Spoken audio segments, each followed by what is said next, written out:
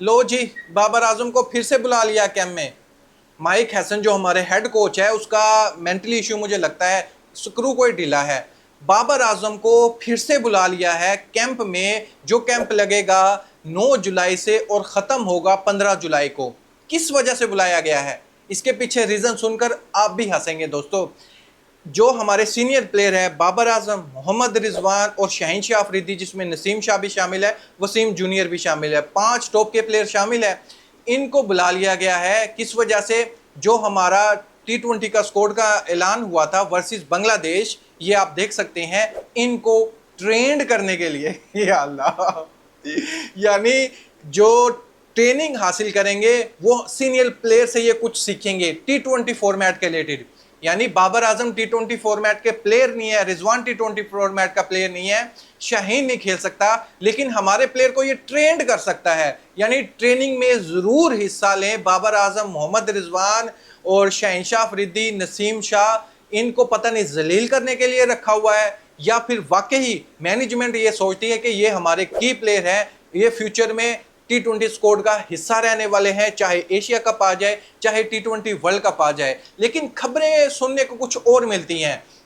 Mic Hesson पर बड़ा इल्जाम आता है कि माइक हैसन ने कहा है कि बाबर आजम या तो विकेट कीपर के तौर पर आ सकते हैं या फिर वो 150 के स्ट्राइक रेट से खेलें तब टीम में आ सकते हैं, अदरवाइज उसका कोई चांस नहीं है T20 स्क्वाड में वो जगह बना सके। माइक हसन का साफ साफ कहना है, एक एक्स्ट्रा आपके पास स्किल होगी तब भी आप टीम में आ सकते हो। अगर आप 150 का स्ट्राइक रेट रखते हो तब टीम में शामिल हो सकते हैं, बाबर आजम के रिलेटेड ये बात है। या फिर आपको विकेट कीपर के तौर पर खिलाया जा सकता है और बैटिंग भी आपको करनी पड़ेगी मिडिल ऑर्डर में आकर। देखें दोस्तों, चोट मेरे सर पर लगी है, लेकिन डॉक्टर जो पट्टी बांध रहा है ना, जो मेरा ट्रीटमेंट कर रहा है, वो पाँव का कर रहा है। कोई सर पैर ही नहीं है इस बात का कि बाबर आजम जैसे प्लेयर को आप मजबूर करें कि आप विकेट कीपर बन जाएं। यानी जो उसकी प्रॉब्लम है उससे हटकर उसको कहा जाए।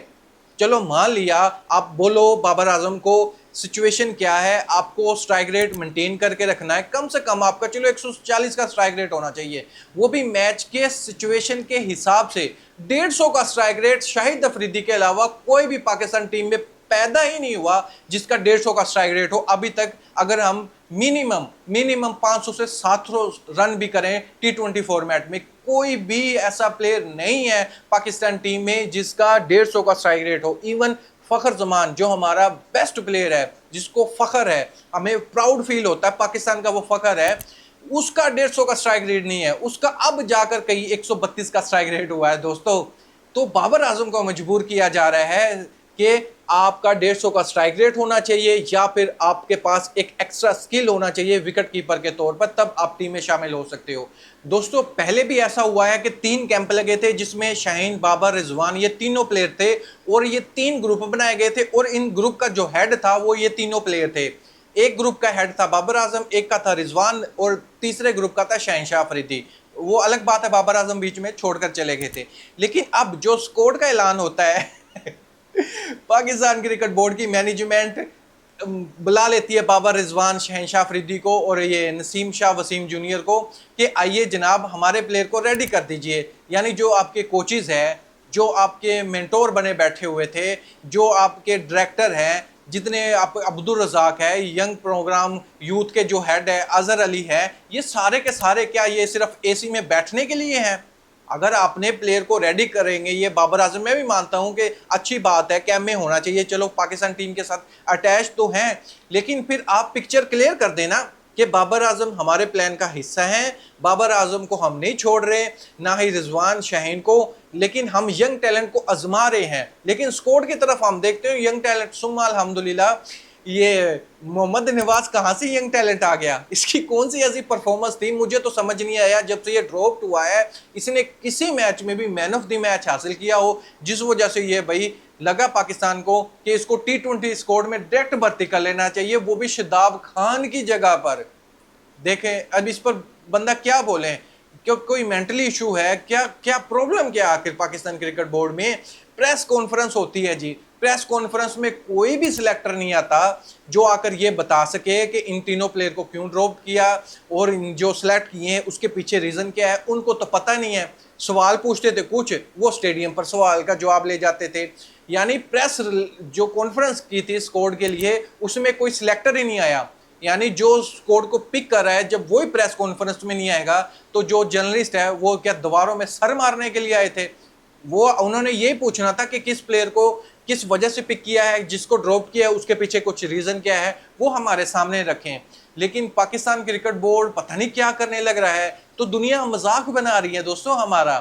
देखिए स्क्वाड का ऐलान होता है, अभी रिसेंटली आपने देखा जब इंडिया का टूर था इंग्लैंड, 5 टेस्ट मैच की ये जो सीरीज है, जो स्क्वाड का ऐलान किया था किसने किया था? गौतम गंभीर हेड कोच है वो साथ में शामिल था। दूसरा कौन था? दूसरा था ऑफ कोर्स कैप्टन। ये दोनों प्रेस कॉन्फ्रेंस करते हैं जाने से पहले, इंग्लैंड जाने से पहले ये प्रेस कॉन्फ्रेंस भी करते हैं। क्यों करते हैं? ताकि हर एक सवाल का जवाब दे सकें, यानी अपने मीडिया को बता सकें किसको किस वजह से सिलेक्ट किया गया है, उसका रोल क्या था। लेकिन हमारी टीम में बहुत से प्लेयर का रोल का ही नहीं पता। प्रेस कॉन्फ्रेंस करने के लिए कोई और आता है, स्क्वाड कोई और पिक करता है। अजीब मजाक चल रहा है पाकिस्तान क्रिकेट बोर्ड में, कोई पूछने वाला नहीं है, कोई उंगली करने वाला ही नहीं है।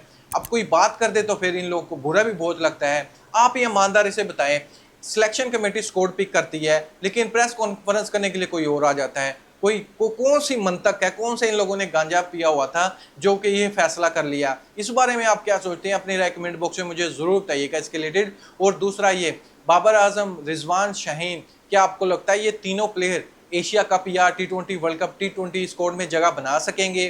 क्योंकि पाकिस्तान क्रिकेट बोर्ड इनकी जान तो नहीं छोड़ रहा, हर दूसरे दिन कोई नया कैंप लगा लेते हैं और इन तीनों प्लेयर को बुला लेते हैं, लेकिन स्क्वाड में पिक नहीं करते। न्यूजीलैंड में भी नहीं पिक किया, होम सीरीज बांग्लादेश के साथ थी उसमें भी इन लोगों को नहीं पिक किया। इन सब को आप किस नज़र से देखते हैं? क्या इनका सबसे बड़ा ये ब्लंडर है या कुछ और वजह है? अपना ओपिनियन कमेंट बॉक्स में ज़रूर बताएं। थैंक यू, अल्लाह हाफिज़।